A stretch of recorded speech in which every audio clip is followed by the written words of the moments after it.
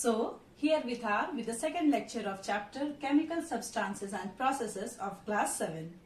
In the first lecture, we had discussed about elements, compounds, mixtures and different chemical symbols of the element. Now, we are having another term over here, that is ions. Now, what is this ions? So, you can define these ions as charged particles. So the charged particles are called as ions. Now charges are of two types. Everyone knows charges are of two types. Positive charge and negative charge. So ions are also of two types. One is cation and other is anion. Now this cation is positively charged particles and this anion is negatively charged particles.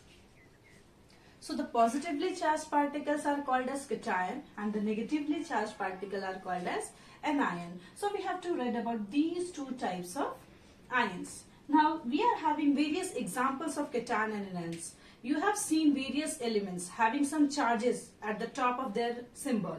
Those elements are considered as ions. As for example, if I write Na+, this becomes sodium ion, not the sodium atom. If we write K+, this is potassium ion. Similarly, if we are writing anion, then in that case we can write Cl-, this is anion, chlorine ion, then F-, fluorine ion, then O2-, oxygen. So here also we can write some more example like Al3+. Here also we can write Br-. Right, so there are so many examples of cation and anion. Even in your NCERT, the list is given of all the cations and anions. You have to memorize all the cations and anions given in your NCERT book or given in your textbook so that you could proceed to the next topic, which is actually the chemical formula. Now, why we read about the ions? Why we read about the cations and anions? This is because we want to write the chemical formula. Okay, so moving towards the next topic. Yes. Now the next topic is chemical formula, and for this topic we are having the knowledge of ions. Okay, so let's start with the chemical formula. Now what is this chemical formula? What does it signifies? So chemical formula of a substance is based on the composition of that substance. It indicates the type and number of atoms of each kind present in that substance. Means what? If we are having the formula of any of the substance, that formula provides us all the elements present in that or the number of atom of that specific element present in that substance. As for example, if I write H2O, which is a very common example, it is the formula of water. So the formula of water contains 2 atoms of hydrogen and 1 atom of oxygen. Similarly, if I write CO2, which is the formula of one of a very common gas, carbon dioxide. So the formula of carbon dioxide shows that this carbon dioxide is made up of carbon and oxygen, in which carbon is 1 and oxygen is having its 2 atom. Now, if we take one molecule of sugar. This is the chemical formula of sugar. So if we take one molecule of sugar, then that contains 12 atom of carbon, 22 atom of hydrogen and 11 atom of oxygen. So we are having many more examples of such formulas like NH3 for ammonia, then glucose, C6H12O6, This is a very familiar formula because in chapter 1 you have read about the photosynthesis. So this is one of the product of the photosynthesis, C6H12O6. So there are so many formulas. If we write about certain acids, if we write HCl, this is hydrochloric acid, or else we can say hydrogen chloride.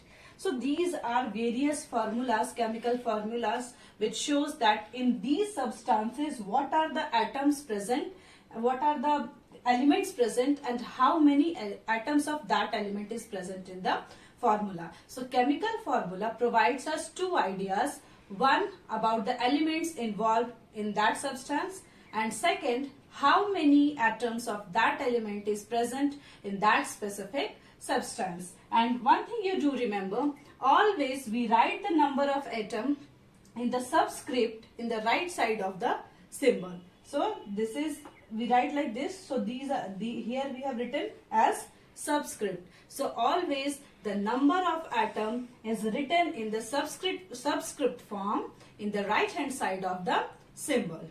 Now, how these formulas came?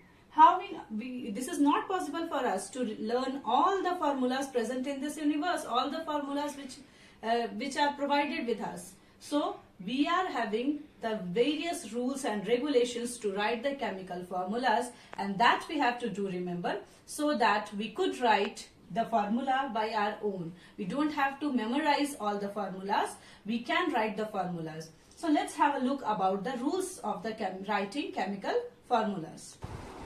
So here we are having the rules of writing the chemical formulas. So there are three basic rules to write down the chemical formulas. Just have a look over here. First rule is symbol of positive and negative ions, that is cation and anion, are written and their charge is written on the top right corner of the symbol. So first what we have to do? We have to write the ions like this, and the charges are written in the top right corner of the symbol, like Na plus, like Cl minus, Br minus, O2 minus, Al3 plus, Mg2 plus, like this. So first we have to write the positive and the negative ions, in which the symbols are written on the top right corner of the symbol. This is our first task. Second is common factor, if any, is removed in the charges of the two ions. Like you can see here, oxygen and magnesium, both is having the common factor 2, 2. So these two charges will be cancelled out, is removed when we writing the formula. Means what? When we write the formula of this, the formula become MgO, not Mg2O2, because this is having the same charges. So these charges is removed from the ions. Now the third point is, charges of two ions are crisscrossed. This is the main concept. So after writing the symbols, we have to crisscross the charges present on the symbol, and then we have to write the number of atoms in the bottom right of the symbols. As for example, if I write Mg2 plus and Cl minus, we have to crisscross. Means what? Cross multiplication of the charges. So what is our formula then? Mg1 Cl2. So 1 should not be written over here. We can avoid 1. So the formula of magnesium chloride become MgCl2. So there are three rules for writing the chemical formula. First, you have to write the symbol of cation and anion. Second, you have to crisscross the charges which is given over there on the cation and anion. And if there is any common factor, we have to remove that factor. And if 1 is there, then also we can avoid 1. We have to avoid 1 and we have to write the formulas. Now let's have a look about several examples. Now see here, I am writing some examples over here. If we have to write the chemical formula of sodium chloride, if we have to write the chemical formula of sodium chloride, how we can write? Sodium, for the sodium, the symbol of sodium ion is what? Na plus. Chlorine, for this we are having the symbol Cl minus. If nothing is written over here, it means it is 1. Now just crisscross this. After this we are having the formula NaCl. Just now I have told you we are not supposed to write 1. So the formula of sodium chloride is what? NaCl. Now if we have to write the formula of magnesium chloride, how can we write? Magnesium chloride. So again Mg2 plus is the symbol of magnesium. Cl minus is the symbol of chlorine. So just crisscross it. We'll have the formula MgCl2 because chlorine has -1 charge, Mg1 Cl2. So the formula of magnesium chloride is MgCl2. Now if we have to write magnesium oxide, how we can write the formula of magnesium oxide? So here magnesium, then oxygen, just crisscross it, and we'll have Mg2O2. Now you have to remember the second point which I have written just in the rules, that if there is any common factor, we have to remove that factor. Means what? Its formula become MgO. So magnesium oxide is having formula MgO. Now if we have to write aluminum chloride, then Al3 plus is the symbol of aluminum ion. Cl minus, just crisscross it, it become AlCl3. So this is the formula of aluminum chloride. So we are having various examples of the formulas of different chemical substances. So these are the rules. You have to learn all the rules, and you have to learn the symbols and the charges present over the substances or elements given. So do remember all the symbols, do remember all the cations and anions, that is the charge present on that element, so that you are able to write the chemical formula. Don't learn the chemical formulas, try to write like this. This is one of a very important question of class 7, that write the chemical formulas of various things, various elements. Now I am giving you some formulas of complex ions, like